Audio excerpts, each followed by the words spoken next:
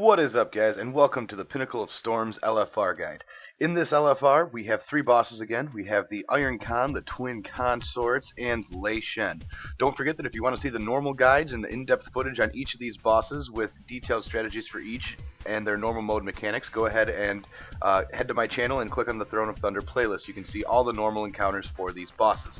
However, this is just an LFR version, as always, so we're just going to cover kind of the basic things that you need to know in an LFR atmosphere. Okay, so first boss is the Iron Qon, and what this is the Iron Qon rides around on many different Qilin, which, if you remember the Collector's Edition mounts that you got with your Mista Pandaria, if you got the deluxe digital version, that's the mount. But it changes colors and it changes abilities each time you kill one. The first one, as you can see, is a fire-oriented boss. The easiest way to do with this one in LFR that we found was pretty much if the melee is stacking on the boss and then you have a range group or two range group that kind of just stack in little clumps around the room, you should be fine, all while trying to avoid fire. As you can see, his energy bar in LFR mode does not fill up fast at all, especially if you're using this technique. Remember, the main thing you want to watch out for is throw spear, because I was doing some testing on some of these spears, as you'll see later in the encounter, and they do actually hurt. So be aware of that you do need to not stand and stuff. It is important. It won't one-shot you, but it will kill you eventually, and it will out-damage your healers. And remember that it's always a DPS and healing loss to stand in these anyway. The next boss that comes down, we like to refer to as the Wind boss, the Wind Tunnel boss. What will happen is periodically throughout this fight, he will suck everybody into the group, and during this time your job is pretty much to dodge tornadoes and get outside of this zone. You can stay in there and dodge them and do more DPS to the boss. However, you can still hit him from just outside the circle if you're a ranged DPS. And the goal is obviously when he comes down to have the tanks kite him out of that circle so that everybody's safe. As you can see here, he's picking everybody up right now. This is where you're all grouped up, and then as soon as you're able to move again, you just want to run straight ahead. As you can see, the outer circle behind all those tornadoes, that little white line, that's where you want to aim for. As soon as you reach outside of there, go ahead, turn around, start DPSing. In this fight, I was watching the lightning debuff, and it really doesn't matter because in LFR, no one's going to spread out enough to actually get rid of it, so you might as well just deal with it. Healers, just understand there's going to be damage coming out throughout the fight. It actually gives you something to heal. It does not tick hard in LFR, and let's be honest, not everyone's going to move anyway, so who cares? Now, I did test some of these lines as well. These lines do hurt as well. The slowing lines that you'll see coming up will really still have full effect on, as opposed to normal mode. So just be aware of that as well. That throughout the next guy, there is the slowing effect, and you want to be careful of that. Also, you will have the shield guy to deal with, and remember that you cannot hurt the boss if the shield is between you and the boss. You know what I mean, like in that line of sight. So if you have the dead zones up, you'll have to be aware of that, and I think you'll be able to see them as soon as he comes down right here. So it looks like the timer for that was about to go off. Yeah, those are the dead zones that I was talking about. So if you were in front or to the left of the boss currently, you would not be able to hit him. All your attacks would be null and void. So make sure you're moving around for that. Again, it's not a huge DPS loss to just stand there and, wait. Right before a dead zone does come out, if you're looking at the timers, if you want to refresh your dots or whatever, just in case you're in the wrong spot, that's fine. I always try to recommend staying at a corner of the boss, and what I mean by that, northeast, southeast, etc. Just so that way your odds of actually not being able to hit the boss by moving over just a touch, like right here, all I have to do is move to the front, and we're still good to DPS. That's what I'm talking about when I'm talking about moving to the corners, and that way the boss is always in range. As far as healing goes for this, not a huge deal. There's really not a ton of damage again, except for that arcing lightning, which, as you can see in LFR, it just ticked, and nobody really got hurt by it. So be aware of that. The lines, however, do hurt. And on the next guy, with the slowing lines, I stood in one of those just to see the effect. It does have full normal mode effect, which will slow your healing speed and everything else just dramatically. So please be aware of that, that will happen. But like I said, guys, in this fight, other than that, it's pretty much a tank and spake, especially when you get to Iron Qon. Just stack up and heal through it and pop your CDs and burn them. That's pretty much the entire fight. If you can do that, you can get through this guy relatively easy, and we'll move on to the next boss.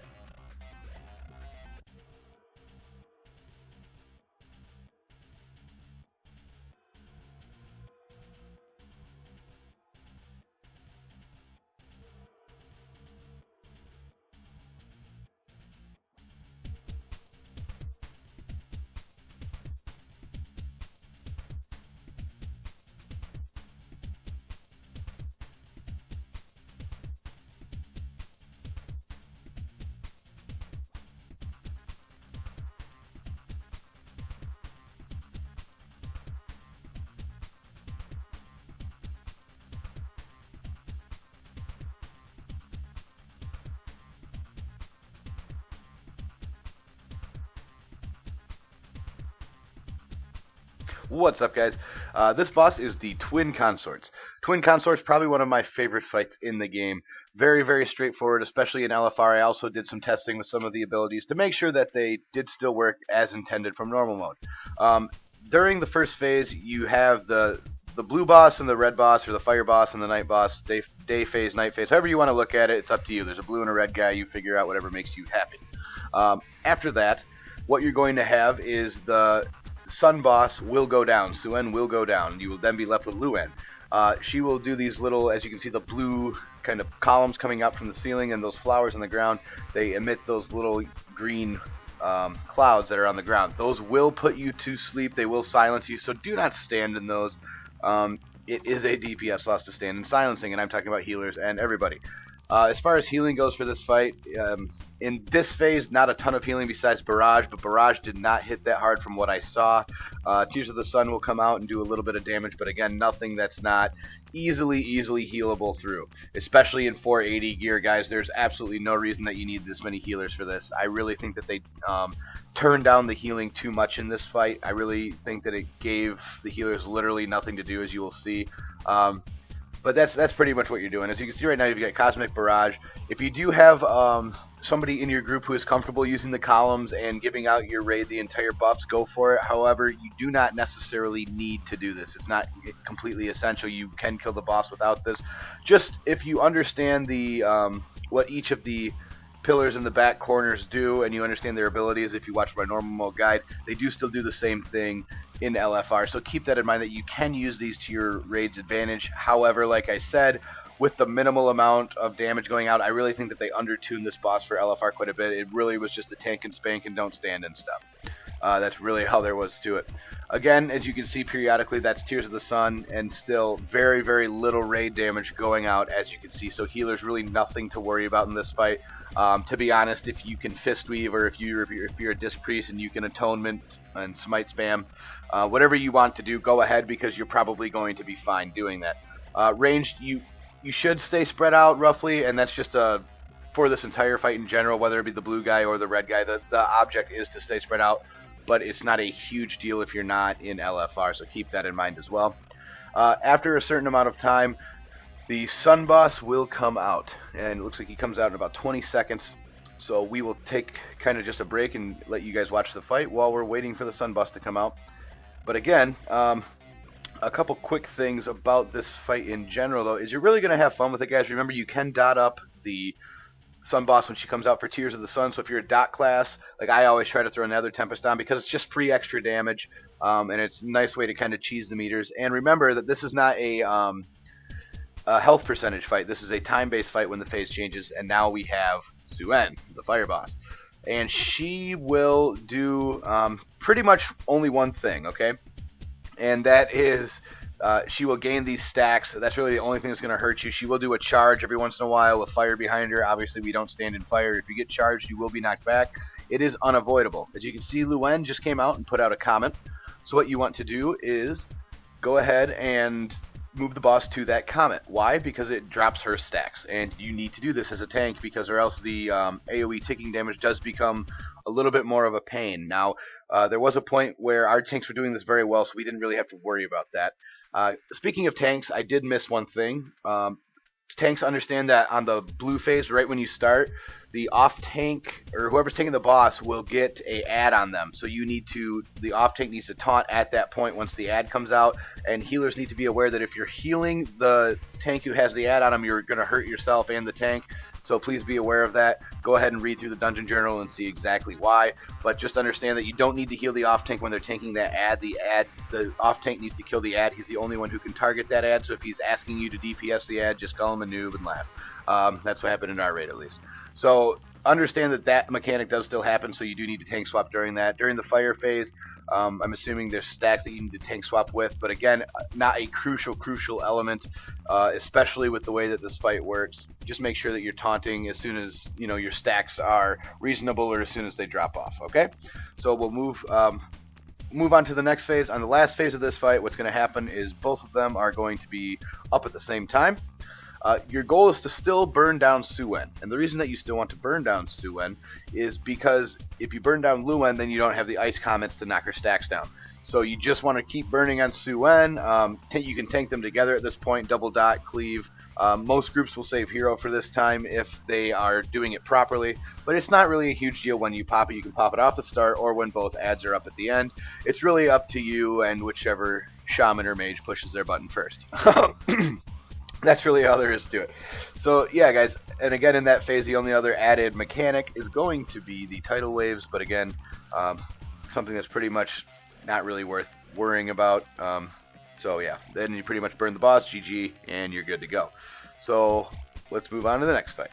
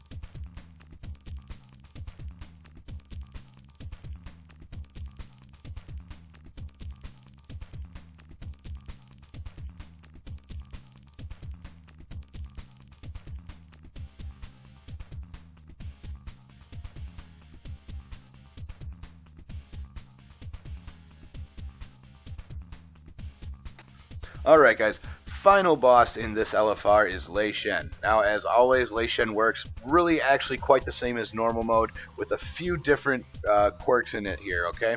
The main difference is obviously the energy bars do still fill up. They do not fill up quite as fast though, and the other thing that you have to understand is that most of the abilities will not actually kill you. Now we wiped twice before we actually killed him in this complete pug that I was in, but that's really the only time that we wiped, and we wiped to just people learning the pretty much the phase transition mechanics, okay? In phase 1, obviously if you start on the east platform, it makes it a little bit easier because you can just stay spread out and you're not going to run into any problems. Tanks understand how to kite the boss. This is where you're really going to run into problems in LFR, guys. Is if your tanks don't understand this fight. If you're a tank, you are the key to making this fight be smooth, okay? Everybody is, but especially you. What you need to do is make sure that you're watching the energy bars of the conduits. What are the energy bars of the conduits? That's the big blue thing that you're tanking them by, that lightning's going into them too. See that big bar on your screen? Yeah, these are the things that you need to watch as a tank. Okay? There's no other way to tell you this. You just have to do it. As soon as the first one hits 90, depending on where you want to start them, you just move them at about 90, and then on the rest of them you move them around to 80, so that way you can backtrack him a little if needed. Now the reason you want to start him on the east platform is because that way you don't have to deal with the diffusion chain any longer, and it makes it a little bit easier. We actually started on the north one, and to be honest, guys, it really doesn't matter. It's LFR. We all know it's not going to be done right. So if you can start on one, the easiest one to start on is the east, but we found out that apparently it really doesn't matter which one you start on. Just make sure that you know what you're doing. Again, you're going to have different abilities such as overcharge, which you want to stack on the guy who grows really, really tall. If you don't, you will be stunned. It won't do a ton of damage, but you will be stunned, and you cannot do anything while stunned. The diffusion chain, which we talked about. Right here you're seeing the only mechanic that goes through all 4 phases, or the entire fight, and that's the little white circle on the ground. The further you are away from white circle, the less damage you take. Okay, that's really the only rule. Again, overcharge, you'll grow big. Static shock, you want to stack in melee, because the more people who split that, the less damage it does. And then you want to catch the bouncing balls by just standing on the swirlies on the ground. Keep in mind, guys, if you're all proactive about that, that was really the biggest thing that I saw, was people not stacking for static shock, and just standing outside, running away, and not knowing what to do, and then one-shotting themselves, or people not standing in balls. Now, as you can see here, this is terrible positioning by me. I was trying to run to the other side because there was only 2 people in that quadrant that's to my north, and I ended up probably stunning the entire raid. This is the static shock that I was talking about. You want to stack up for that, especially when you're split. Okay, when he goes into the transition phase, you want to spread out groups around the room. These are the balls I was telling you about to soak. The nice thing about the ball phase in LFR is they made it 10-man version. So you have 25 people to deal with a 10-man mechanic, making it quite a bit easier. Okay, but you do want to stay spread out, because or else you'll get these little diffusion ads, and these can be a pain in the butt. Now the only thing added in phase 2 here is every once in a while he'll do ball lightning. As you can see the countdown on my screen going down now. You want to be spread out if you're a ranger or a healer until this comes out, okay?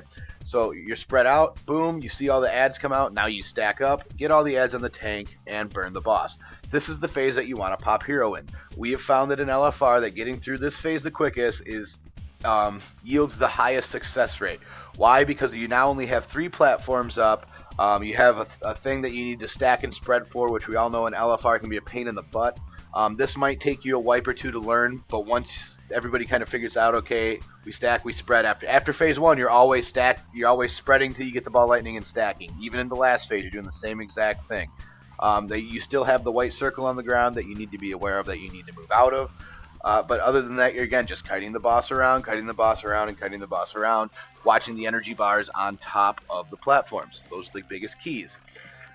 After that, you're going to move into the second transition. Again, same exact transition that we just saw. And then you're going to move into the third phase, where the only added mechanic is you have a little bit less room to move.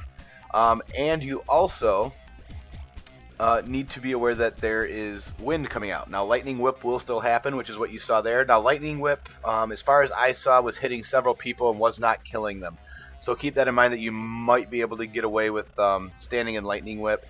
But obviously, if you can move out of it, because of all the extra damage with, like, if there's an ad on you, if there's static shock damage coming out, if there's ad damage from bouncing ball ads coming out, you know, the less damage you can take, the easier it's going to be for everybody, and the more DPS you're obviously going to do.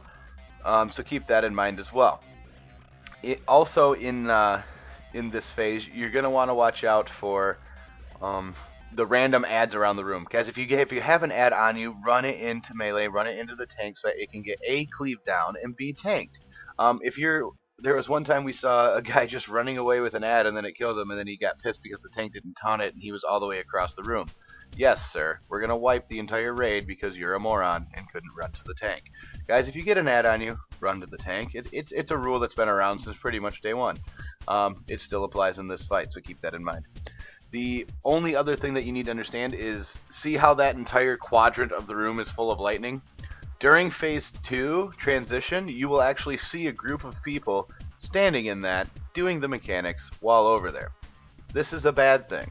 If a quarter of the room is full of lightning and you cannot use it, and you're supposed to disperse yourselves among the other 3 quadrants, just do it, because otherwise you're going to die. And I've seen it, you will do it, and it will hurt you if you're standing in lightning the entire time. Again, what will happen in the next phase is the same thing. You will then have a whole half of the room that's full of lightning poo, and you don't want to stand in the lightning poo. But if you can do those things, guys, the rest of this fight's pretty much GG when you get to phase 3.